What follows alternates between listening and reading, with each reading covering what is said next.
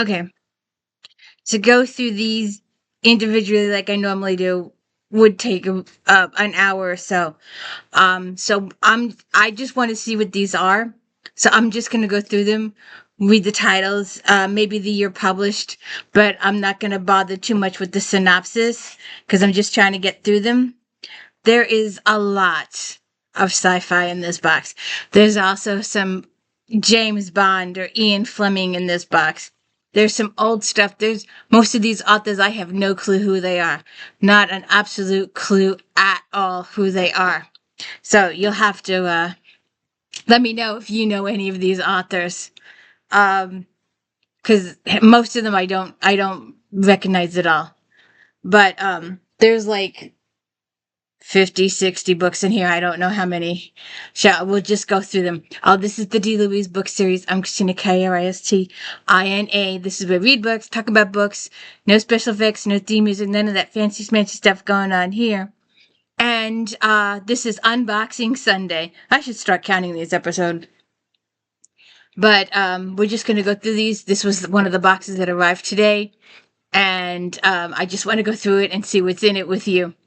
So, shall we go through it? There's a couple of John Johnston's. I may send those back if I can fit. Oh, there is one oddball in here. There is one oddball we'll get to in a few minutes. There's one author that doesn't belong in this box. Although, by the cover, maybe. But no, this author does not belong in this box. So maybe that should be my title of my video. Who does not belong in this box? Let's see. Shall we go through the Bond first here? Ian Fleming, Moonraker.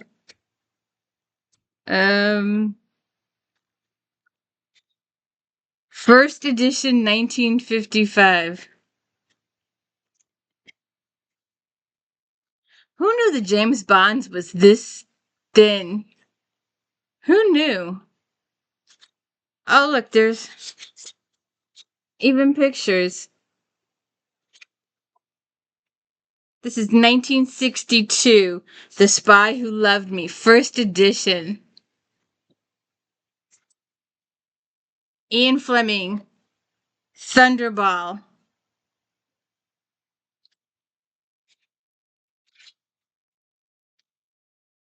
First edition, 1961.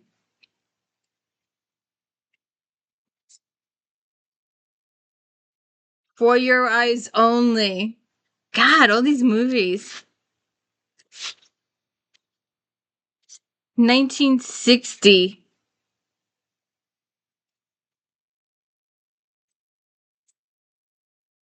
Let's uh Dr. No. Getting a little thicker. 1958. You Only Live Twice. 1964.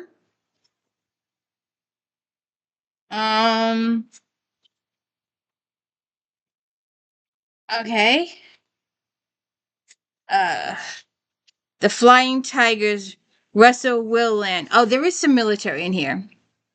Here's the true inside story of how a handful of American flyers took on the whole Imperial Japanese Air Force. The incredible results: 1,500 Japanese flyers killed, 286 planes destroyed. The only losses, only 8 men.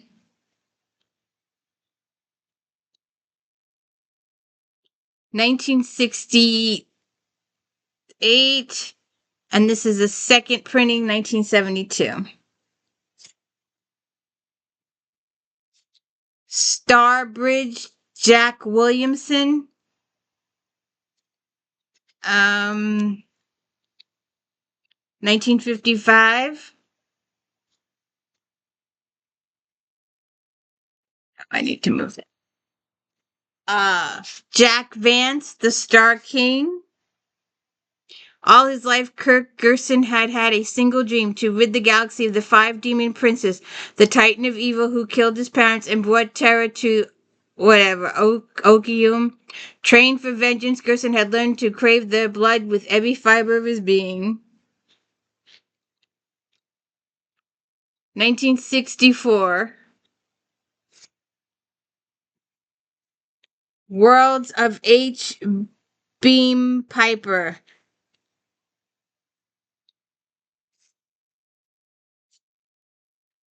Sure. And 1983. Uh, The Man with the Golden Gun. So the movies have started coming out by this point. 1965. A Little Thicker, Alan Cole and Chris Bunch, Vortex. The Eternal Emperor has returned at last from the dead to pick up the pieces of the crumbling empire, but even that great leader could not halt the empire's decline alone, and so Sten, master spy, military strategist, and assassin, found himself appointed ambassador plenipotentiary to the Attic cluster, where a brewing civil war threatened the stability of the empire itself.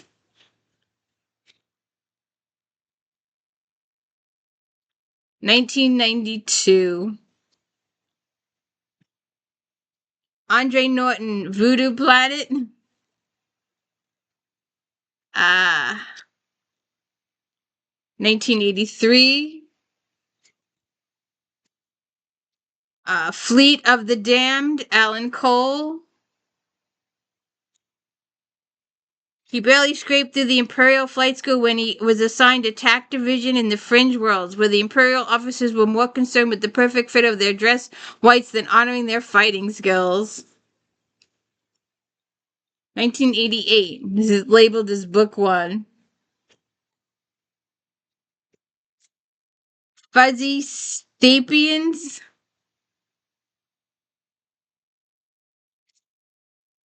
You're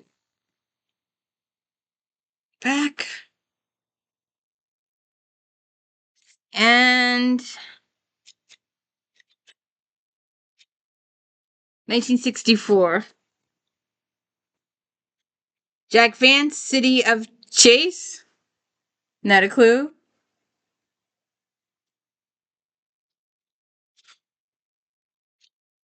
1968. I'm sorry. I need to get rid of these. Pacific Sweep.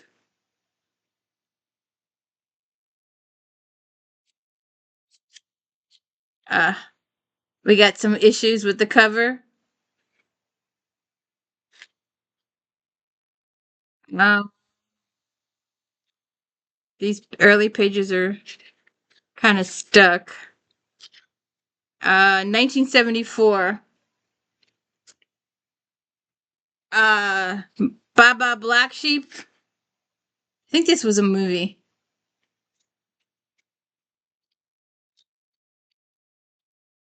1977.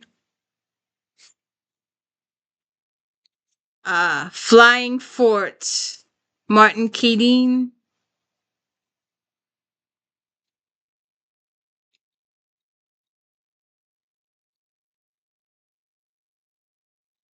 I don't see 1968.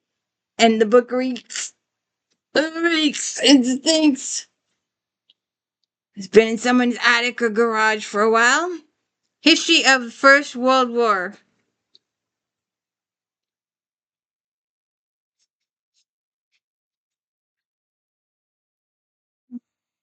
Two, three, four, five. 1966. John Dalmas Fanglis. Not a clue. 1985. Another Dalmas Lizard War.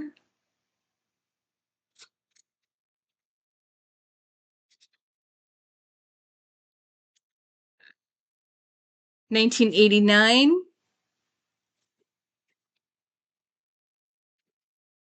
Star Wolves.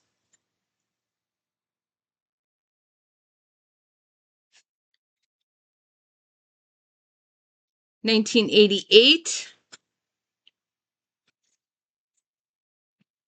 Um, Recall Not Earth. A little on the green side. There's your back. And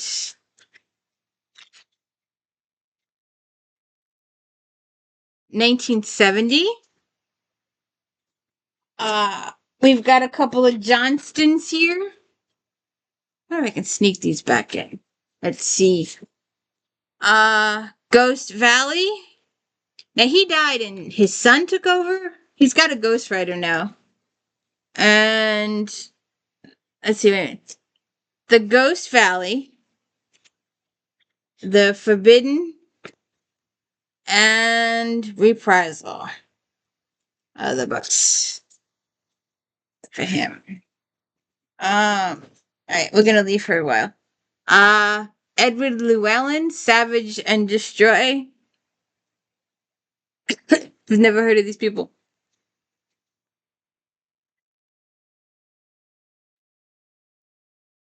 Oh, he's got a barcode, so he's gonna be a little recent. 1984.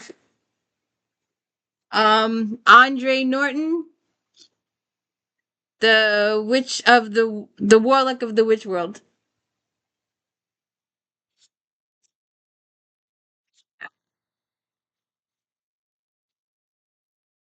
1986.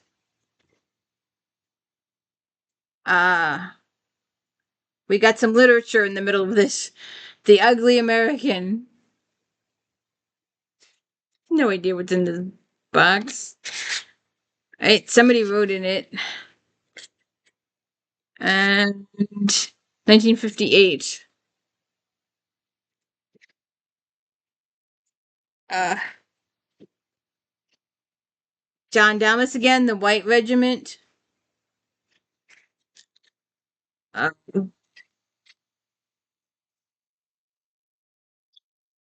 Anybody in here? 1990. Earth, Ship, and Star Song. This book has been heavily taped. It's got tape on it all here.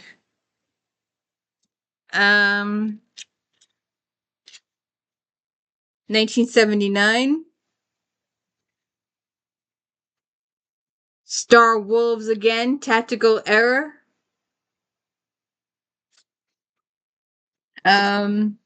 Andre Norton, Star Guard.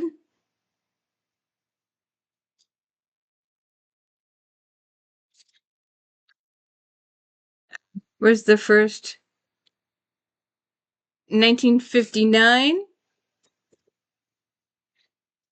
Empire's End. This also has been completely taped.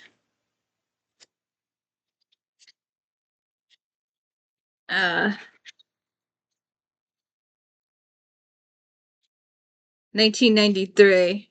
This has got some serious tape on it.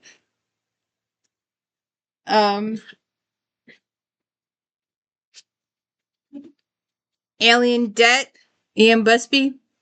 Yeah, all these books come through. I'm looking for P.N. Elrod, the Spell Singer series. There's over. I haven't seen one yet come by. We're a little bent in the back. I'm a little disappointed. 1984. My pile just fell. Jack Vance, The Book of Dreams. There's a font of 2.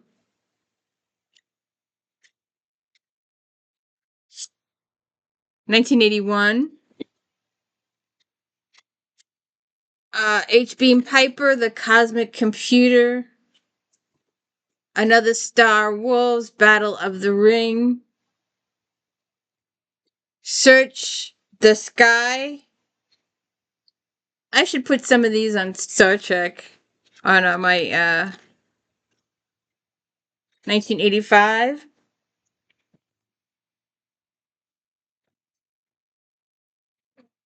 Uh, Craig Thomas, Firefox Down. Pilot Mitchell Grant has stolen the deadliest warplane ever built, the Soviet MiG-31. Now, after battling Russian Fox bat fires, he strikes through the skies over Finland, trailing a glittering necklace of precious fuel from a small puncture. He's going down in frozen lake somewhere near the Soviet border. 1984. Flight of the Intruders, Stephen Kuntz. Him I've heard of. An A6 intruder, an elite cadre of Navy flyers on a rowdy shore, restless on a sheep, hunters in Vietnam skies. J. Coolhan Grafton is one of the best. A quiet man strapped in the cockpit of $1 million killing machine, slamming through the air just beneath the speed of sound. But after too many senseless missions, too many pointless deaths, Grafton is a man ready to explode.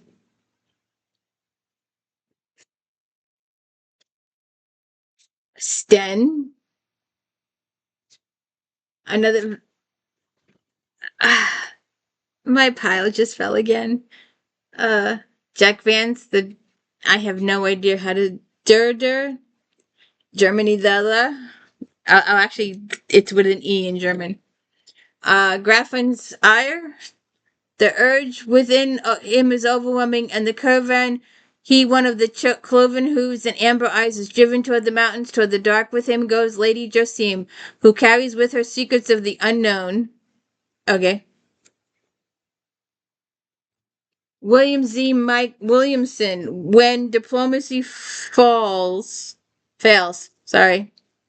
Alex Marlowe and Ripple Creek Security, best personnel security detail to return to action. This time they really don't like their principal World Bureau Minister, Joy Herman Highland, a highly placed bureaucrat with aspirations to elected office. Even worse, Highland's assistant wants to publicize every movement for his boss' pending campaign, which is an anthem to good security. Rogue. Kenneth Shimran commanded the elite unit assigned to take out an entire planet in a terrible war. Millions died, billions more perished in the aftermath. One oughtn't send a psychopath on such a mission. Okay? Andre Norton, one man against a wonder planet. Which world? Uh, uh, this has spent some time in a garage. 1963. You know, we need smell a computer. 1970. There you go. Can you smell this? Singe Combat.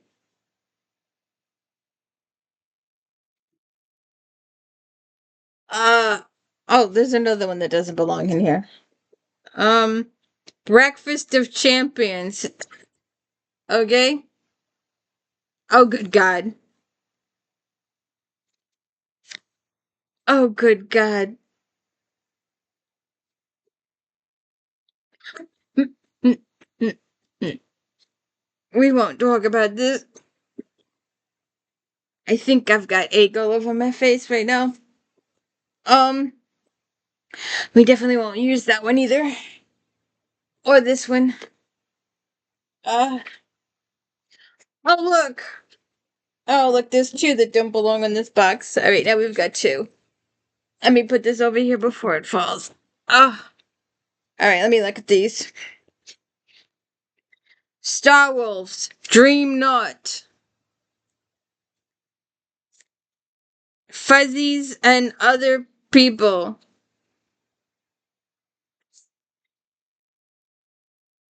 1984. Little Fuzzies. John Damas, The Regiments War. H. Beam Piper, Space Viking. Kenneth Bloomer, the Diamond Contessa. Her raiders plundered 100 Earths. Harry Blakely remembered a childhood secret that there was room under his folks' home which crossed into another world. When finally, as a war veteran, he came back to his old house, he investigated and found this memory to be true. Let's see. 1983. Okay, the two books that don't belong in this book, besides the ones that uh were not supposed to be in the, they were uh how do I say this, adult in nature. But these two also don't belong in the box, but I will show them because you know these authors. And in fact, I just did this historical one the other day. This one, these two people that don't belong in this box: James A. Michener, Tale of the South Pacific. From its exotic world of the South Pacific, with its endless ocean, the tiny specks of coral we call islands, the coconut palms, the waves breaking in spray against the reefs, the full moon rising beyond the volcanoes, come these famous tales of love, life, and war in the South Pacific. And the other person that doesn't belong in this box, Mary Higgins Clark. Although, A Cry in the Night. One day she was simply Jenny McPartland, young, charming, divorced, working in New York art gallery, struggling to support her two little girls. The next she was a princess, lavishly courted by a handsome artist whose exquisite, peaceful landscapes were making him famous virtually overnight. Within a month, Jenny married to Eric Kruger. She had found her prince, the man she could truly love, until it became the stuff of nightmares. This looks scary as all hell. What do you think? Does it look scary? It looks scary. It looks very scary. So that was this week's box of sci-fi and old sci-fi from the 60s, 70s, 80s, and a couple of books that did not fit in. We don't decide to find James Michener and Mary Higgins Clark in a box of sci-fi. What do you think? See you next week for another box. Then the boxes are coming and coming and coming. I am having such a good time. Are you having a good time? I'm having a blast. Excuse me. Have a good day.